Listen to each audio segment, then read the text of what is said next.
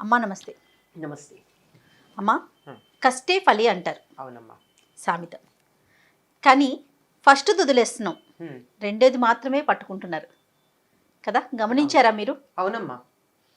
ఎట్లా అమ్మ మరి? ఆస్తి మూరుడు ఆశ బారెడు అన్నట్టుంది.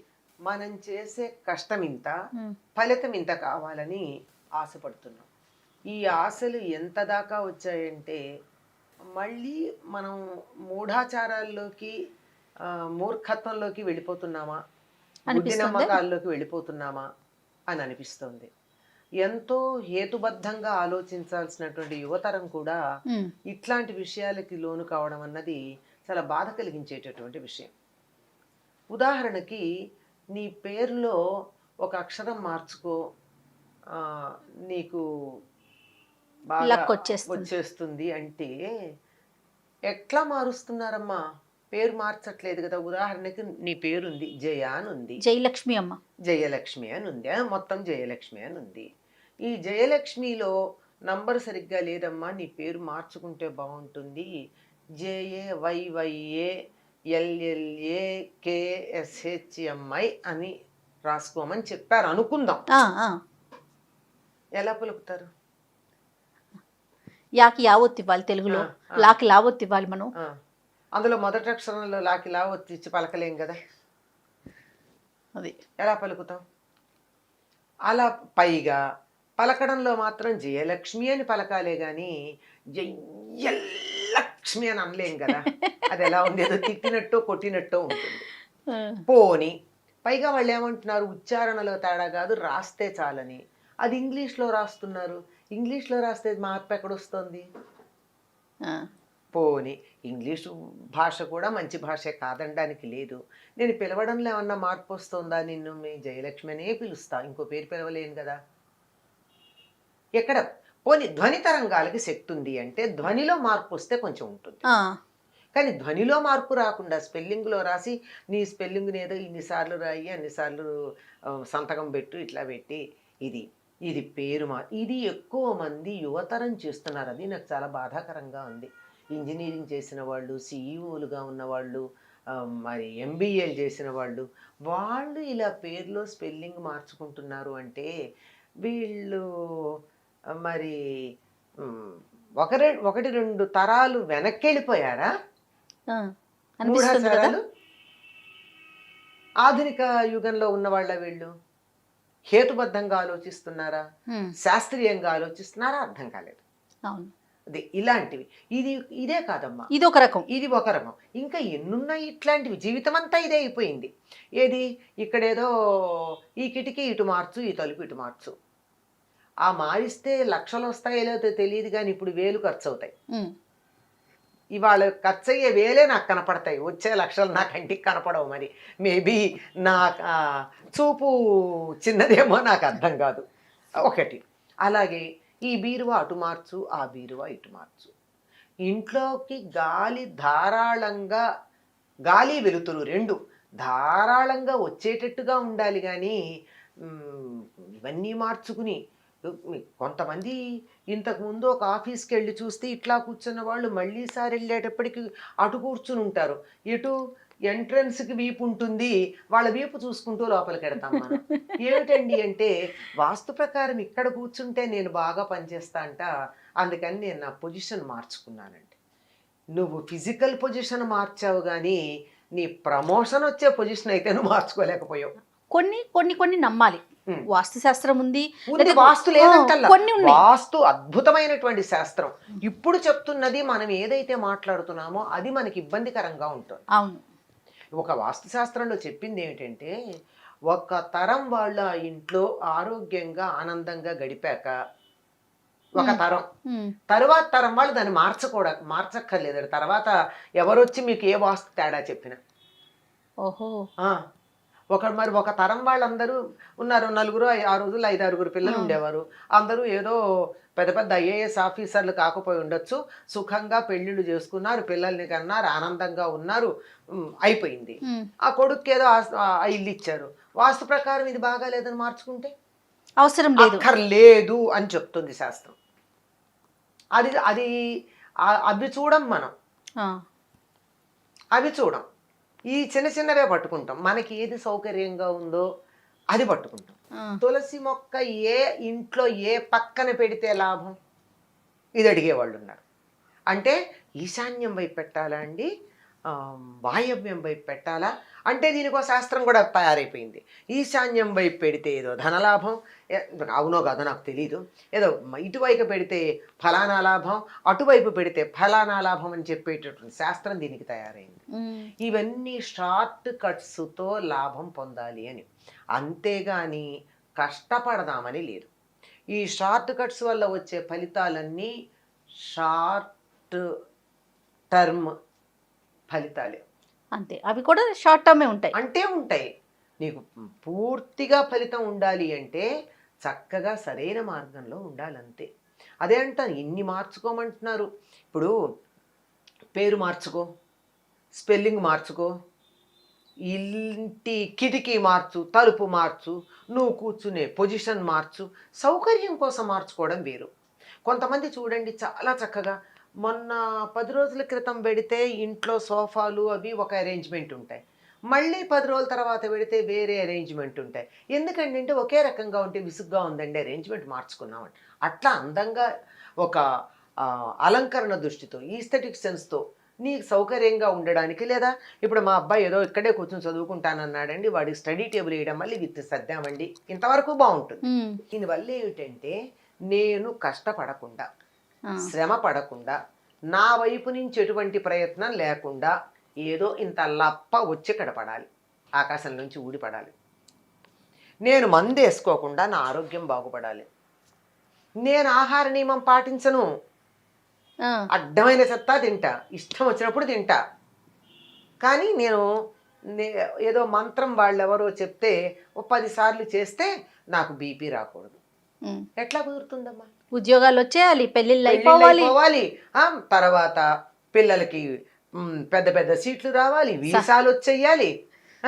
చిన్న చిన్న మార్పులతో. చిన్న మార్పులతో, ఈ చిన్న మార్పులతో ఎంత స్వార్థపరులం అమ్మా. ఎవరో అందిశ్రీ ఆయన రాశాడు, పావల అగరొత్తి వెలిగించి లక్షలు కావాలని కోరుకుంటాం మేమంతా మనుషులం అని మాట్లాడతాడు ఆయన. ఆ, ఉమ్.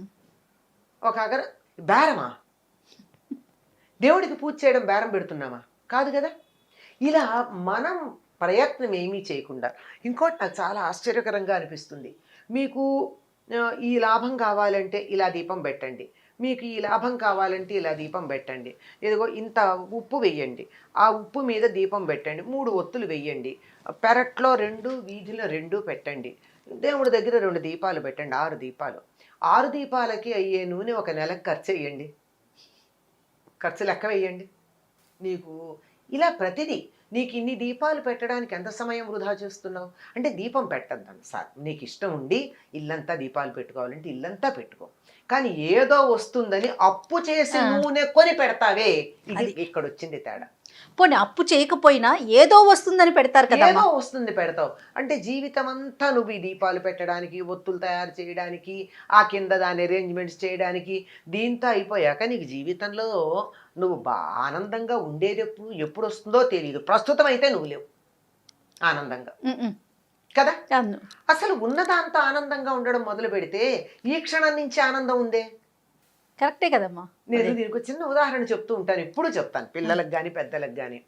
కరెంటు పోయింది అదృష్టవశాత్తు, అదృష్టవశాత్తు, లేకపోతే మనమా ఎక్కడ చూస్తాం, కొన్ని సందర్భాల్లో అదృష్టమే అది.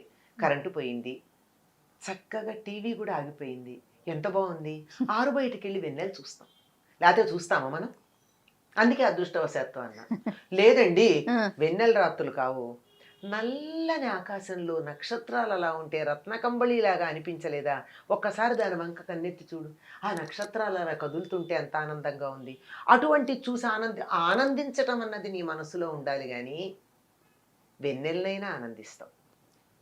చీకటి రాత్రుల్లో నక్షత్రాలున్న నల్లని పోని రత్నకంబళి వదిలే, నల్లని ఆడపిల్లలు మాట్లాడుకుంటున్నాం కదా, ఒక నల్లని వెల్వెట్ క్లాత్ మీద, మీకు నచ్చిన మెటీరియల్ మీద, నల్లని పట్టు అనుకుందాం, నల్లని పట్టు మీద చిన్న చిన్న తెల్లని జరి అలా చమక్ మెరుస్తూ ఉండే చీరలాగా అనిపించలేదు ఆకాశం చూస్తే? మనసు ముఖ్యం. మనసు ముఖ్యం అంటే ఆనందించటం అన్నది ఎంత ఉన్నా ఉండదు. మన మనస్సును బట్టే ఉంటుంది. పట్టుపరుపుల మీద పడుకుంటే నిద్ర పట్టని వాళ్ళు ఉన్నారు. అవును. కటిక నేల మీద హాయిగా నిద్ర, అమ్మయ్యా ఆహా భలేగా నిద్రపోయాను, ఎంత హాయిగా ఉందో తేలిగ్గా ఉందనే వాళ్ళు ఉన్నారు. ఇది మానసిక స్థితి మీద ఉంది. ఇది మార్చుకుంటే అనుక్షణం ఆనందమే. అది లేక నేను కష్టపడను, నీ ఆరోగ్యానికి అనుసరించిన ఆహారం తీసుకోవచ్చు కదా, ఎప్పుడు పడితే అప్పుడు ఏది పడితే అది, ఏ చెత్త పడితే అది జిహ్వచాపల్యంతో మింగేసి ఆరోగ్యం ఉండమంటే ఎట్లా ఉంటుంది? దానికి కూడా ఒక సమయం ఉంది కదా, ఓ పద్ధతి ఉంది కదా. యుక్తాహార విహారస్య, సరైన ఆహారం, సరైనటువంటి పని చెయ్యి. ఇది చెయ్యమని చెప్పేటటువంటి వాళ్ళు మనకి ఎవరున్నారు? ఎంతసేపు ఈ రంగు రాయి పెట్టుకో, ఈ ఉంగరం పెట్టుకో, ఈ పేరు మార్చుకో, పలానా మొక్క పెట్టుకో, మొక్క పెట్టుకో, పలానా ఫోటో పెట్టుకో, ఇది ఈ మొక్క పెట్టుకుంటే ఈ మూల ఏవో కొన్ని మొక్కలు చెప్పారు, ఈ మొక్కలు పెట్టుకుంటే లాభం. కానీ నేను చెప్తాను మొక్కలు పెట్టుకోమని. ఏవి ఆక్సిజన్ బాగా ఇచ్చే మొక్కలు కొన్ని ఉన్నాయి, అవి పెట్టుకోండి. ఏదో స్పైడర్ ప్లాంట్ అంటారు దాన్ని, అదొకటి ఎంత ఆక్సిజన్ ఇస్తుందో ఇంటీరియర్ లోపల పెట్టుకోండి. ఇంట్లో మంచి ప్రాణవాయువు ఉంటుంది. ఈ స్నేక్ ప్లాంట్ అంటారు, పేర్లు చూడండి బాలేవు, తెలుగులో బాగుంటాయి. అది మాడో ఏదో అంటాం, అది పెట్టుకోండి. మనీ ప్లాంట్ అన్నారు, ఇది ఒకటే పేరు బాగుంది, అది పెట్టుకోండి. అవును, ఇంకా ఒక 5-6 ఉన్నాయమ్మా. మనం ఇంట్లో పెట్టుకుంటే కూడా వారానికి ఒకసారి బయట పెట్టి లోపల పెట్టుకుంటే సరిపోతుంది, మంచి ప్రాణవాయువు ఉంటుంది, ఆక్సిజన్ ఉంటుంది. ఇది పెట్టుకోండి అని చెప్తాం కానీ దీన్ని ఈ మూల పెట్టు, ఆ మూల పెట్టు. మీరు అన్నట్లు పైనుంచి ఏదో పడిపోతుంది. ఏది పడిపోతుంది? ఏం పడిపోతుంది? ఏమీ పడదు, ఆరోగ్యం చెడుతుంది. ఇప్పుడు కూడా సుఖపడకపోవడం ఉంటుంది, ఇప్పుడు కూడా కష్టపడటమే ఉంది. ఆ పడటం, కష్టపడటమే, ఏం పడతాం? హాయిగా ప్రయత్నం చేయండి. మీకు ఏదన్నా కావాలంటే ప్రయత్నం చేయండి.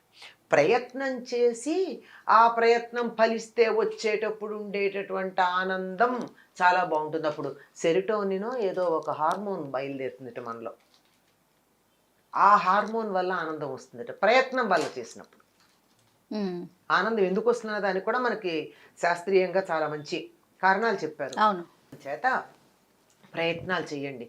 ఎప్పుడు పూజలు మానమని లేదే, పూజ చేయండి. ఎందుకు చేయాలి? చేతులు ఇచ్చాడు, చెయ్యండి. నోరిచ్చాడు, 2 మాటలు మాట్లాడండి దేవుడి గురించి. కళ్ళు ఇచ్చాడు, చాలా అందంగా అలంకరించి చూసి ఆనందించండి. చెవి ఇచ్చాడు, వినగలుగుతున్నాం కదా, 2 స్తుతులు వినండి. అంతకు చెయ్యాలి కానీ పూజ. ఇన్ని ఇచ్చినందుకు ఆయనకి పూజ చెయ్యాలి. ఇవి లేని వాళ్ళు ఎంతమంది ఉన్నారమ్మా? ఇవి ఉన్న మనం ఎంత ధనవంతులం, ఎంత సంపద కలిగినటువంటి వాళ్ళం, మనకున్న సంపదని మనం గుర్తించట్లేదే. అన్నిటినీ మించి బుర్రిచ్చాడు కదా, వాడుకోవచ్చుగా. దాన్ని వాడుకో, ఉపయోగపెట్టుకో. ఇది ఇచ్చినందుకు రోజు ఒకసారి కృతజ్ఞత చెప్పుకో దేవుడికి, నాకు ఇవన్నీ ఇచ్చావు. We are haves, we are not have nots. డబ్బు కాదు ఇక్కడ, కన్ను, ముక్కు, చెవి, నోరు, బుర్ర, బుద్ధి, చెయ్యి, కాలు, ఎన్నిచ్చాడు మనకి. ఆరోగ్యం, ఉండడానికో ఇల్లు, ఇవన్నీ ఇచ్చాడు. అందుకని ఒకసారి దండం పెట్టుకో. ఏమవుతుందో తెలుసా? అలా దైవానికి ఇచ్చిన వాటి కృతజ్ఞతతో నమస్కారం చేసుకుంటే మనకొచ్చే పరిస్థితుల్ని ఎదుర్కోగలిగినటువంటి ధైర్యం వస్తుంది. అది కావాలి. అంతేగాని నాకు కష్టమే రావద్దనుకుంటే, చీకటి పడకపోతే వెలుగు విలువ ఎలా తెలుస్తుంది? పురిటి నొప్పులు పడకపోతే బిడ్డ నవ్వు చూసే అదృష్టం ఎక్కడుంటుంది? అంతే కదమ్మా, కదా. ఆ పురిటి నొప్పులు పడాలి, తప్పదు. కాకపోతే ప్రాణాంతకంగా కాకుండా ఉండడానికి భగవంతుడు అనుగ్రహం కావాలి. అంతే. అంతేగాని షార్ట్ కట్స్లోన ఇవన్నీ మనం కావాలనుకునేది. మీరు అన్నట్లుగా యువత కూడా బాగా, యువతే ఎక్కువ మూర్ఖులుగా తయారయ్యారు. నేను బాధపడుతున్నది అక్కడే. ఇప్పుడు నా తరం వాళ్ళు ఏదన్నా ఉంటే పోనీ ఎప్పటి వాళ్ళు అని అనుకుంటాం, ఇంకా మేమే కొంత ఆధునికంగా మాట్లాడుతున్నాం ఈనాటి యువతరం కన్నా. ఎట్లమ్మా మరి మార్పు తీసుకురావాలంటే వాస్తవం చెప్పాలమ్మా. వాళ్ళకి వాస్తవం తెలియాలి. చెప్పేవాళ్ళు లేరు. ఈ మత్తులో ముంచేసే వాళ్ళు ఎక్కువైపోయారు. డ్రగ్స్ కన్నా ఎక్కువ మత్తుగా అయిపోయింది ఇలాంటి మాటలు. నువ్వు పేరు మార్చుకో, తెల్లారేటప్పటికి నీకు ప్రమోషన్ వస్తుందంటే స్పెల్లింగ్ మార్చుకోమంటే. మరి నిజంగా ప్రమోషన్ మీద ఆశ ఉండడంలో తప్పు లేదు, కానీ పేరు మార్చుకోవడం వల్ల కాదు కదా, నువ్వు కష్టపడి పని చేయడం వల్ల అన్న సంగతి చెప్పాలి వాళ్ళకి. ఆ పని చేసే తత్వాన్ని నేర్పించాలి. అసలు వర్క్ కల్చర్ అనేది నేర్పించాలి. కృషి అన్నది నేర్పించాలి. కృషితో నాస్తి దుర్భిక్షం అన్నారు. కృషి అన్నటువంటి మాటకి మనము ప్రయత్నం చేయడం అంటాం. సంస్కృతంలో కృషి అన్న మాటకి వ్యవసాయం అని అర్థం. అగ్రికల్చర్. చెయ్యండి, ప్రయత్నం చేయండి. ప్రయత్నం చేస్తే వచ్చింది ఇంత ఫలితమైన ఆనందంగా ఉంటుంది. పరమానందంగా ఉంటుంది. పిల్లలు బాగా ఖర్చు పెట్టే పిల్లలకి నేర్పాల్సింది ఏమిటో తెలుసా? ₹1 సంపాదించడం నేర్పండి. వాళ్ళు దుబారా ఖర్చు మానేస్తారు తెలుసా? అవునమ్మా. ₹1 ఖర్చు ఏదంటే ₹1 ఖర్చు పెట్టమంటే అది మానరు. అది తను సంపాదించింది, అది ఖర్చు పెట్టారు గనక దాన్ని అలా చూపిస్తున్నంత కాలం వాళ్ళు జాగ్రత్తగా ఉంటారు. ఈ షార్ట్ కట్స్, ఈ షార్ట్ మెథడ్స్ ఏవైతే ఉన్నాయో వీటి నుండి, ఈ మత్తులో నుండి యువతరాన్ని పక్కకు తీయాలమ్మా. ఈ ఇంట్లో ఉన్న పరిస్థితులు వాస్తు మార్చుకోవడం, అక్షరాలు మార్చుకోవడం, రకరకాలైనటువంటి మంత్రాలు చేయడం, తంత్రాలు చేయడం, తాయెత్తులు కట్టుకోవడం, వీటన్నింటికి ఖర్చు పెట్టేటటువంటి సమయం పనిచేయడానికి ఖర్చు పెడితే సరిపోతుంది కదా. అంతే, ఫలితం కొంచెం లేట్ అవ్వచ్చు. మా నాన్నగారు అంటూ ఉండేవారు, మా చిన్నతనంలో కాపీలు రాయడం అనేది బాగా అలవాటు ఉండేది పిల్లలు. ఇప్పుడు పాపం పిల్లలకి అంత ఓపిక కూడా లేదమ్మా. నేను రాయించుతాను మా పాపతో ఇప్పటికి. అది కాదు, పరీక్షల్లో కాపీ రాయడం. ఆ పరీక్షల్లో కాపీ రాయడం అన్నది ఇంత కాగితం మీద చాలా జాగ్రత్తగా కష్టపడి క్వశ్చన్ అంతా రాసేవారు, ఆన్సర్ అంతా రాసేవారు. మా నాన్నగారు అనేవారు, ఒరేయ్ ఇది రాయడానికి ఎంత శ్రమ పడ్డావో ఆ శ్రమ చదవడానికి పెడితే వచ్చేసేది కదరా నీకు అని. కదా, అవును. ఇంత కష్టపడితే ఏమొస్తుంది? భయం, టీచర్ చూస్తారేమో. ఇది దీనికి రామకృష్ణ పరమహంస జీవితంలో ఒక చిన్న కథ కూడా చెప్తారు. ఒక ఆయన, నేను చాలా కష్టపడ్డాను, ఏదో యోగ సాధన చేశాను అది ఇది అంటాడు. ఏమిటంటే నేను నీళ్లల్లో తేల్తాను అన్నాడు. ఎన్ని సంవత్సరాలు అంటే ఏదో చాలా సంవత్సరాలు చెప్తాడు. ఈయన చూస్తూ ఉండగా అలా నీళ్ల మీద తేలి ఇటు నుంచడు, గంగ నుంచడు, ఒడ్డుని ఇటు నుంచట్టు వెళ్ళాడు. పరమహంస కాదు, అవతల యోగ సాధన చేశాడు. రామకృష్ణ పరమహంస పావలా ఇచ్చి గంగ దాటాడు. దాటి అన్నాడు, నేను పావలాతో చేసినటువంటి పనికి నువ్వు ఇన్నేళ్ళు యోగ సాధన వృధా చేశావన్నాడు. చూడండి ఎంత తేలిగ్గా చెప్పాడు. అవును. ఇవ్వెందుకండి, ఇవ్వా అసలైంది భగవంతుణ్ణి కోరుకోవాల్సింది వేరే ఉంది. లౌకిక జీవితంలో అయినా మనం కోరుకోవాల్సింది ఏంటి అంటే, నాకు ఎటువంటి పరిస్థితులు వచ్చినా ధైర్యంగా ఎదుర్కొని అన్నింట్లో విజయం పొందేటటువంటి శక్తిని నాకు ఇవ్వవలసింది అని ప్రార్థించాలి తప్ప, నాకు సమస్య రావద్దంటే ఎట్లా? సమస్య రాకుండా అసలు అప్పుడు రుచి ఎలా తెలుస్తుంది? తెలియదు కదా.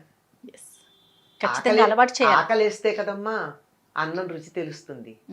అదే ఖచ్చితంగా అమ్మా, ఖచ్చితంగా యువతకి తప్పనిసరిగా తెలియచేయాల్సిన విషయాలు, కల్చర్ అన్నది నేర్పాలి.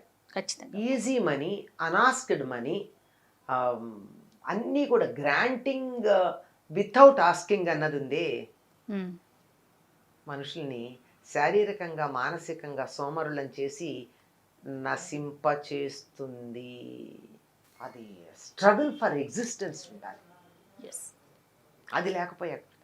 అందువల్ల ఇవన్నీ మత్తులో ముంచేసి నాశనం చేసేస్తున్నాయి. ఇవి లేవు అనటం లేదు, వాటి వల్ల ప్రయోజనం లేదని చెప్పటల్లా, ఉన్నాయి. కానీ ఇలా కాదు, వాడే పద్ధతిలో వాడాలి. రైట్ అమ్మా. నమస్తే. నమస్తే అమ్మా.